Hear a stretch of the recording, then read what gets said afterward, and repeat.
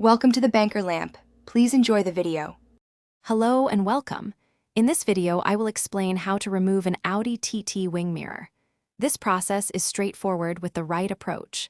First, ensure you have a flat-tip screwdriver and a Torx T30 key ready. Begin by gently tilting the mirror glass to one side.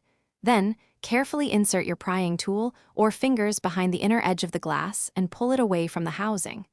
Avoid prying from a corner to prevent damage. Once the mirror glass is detached, you will see two wires connected to the heating element on its back. Carefully disconnect these. Next, locate and unplug the electrical connectors for the mirror's adjustment motor and the integrated indicator light. These connectors can sometimes be quite stiff, so take your time and use gentle pressure. Remember their positions to simplify reinstallation later on. With the electrical components disconnected, it's time to remove the main mirror housing. You will typically find two Torx T30 screws securing the mirror base to the door.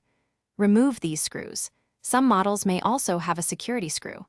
After removing the fasteners, fold the mirror assembly all the way forward.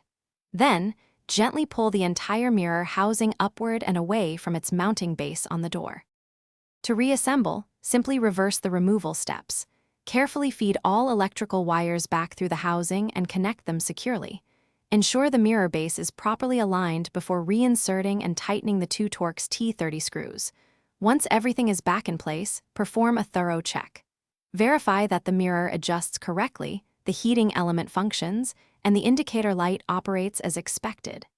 Great job! Thanks for watching. If this was helpful, leave a like and consider subscribing. See you next time.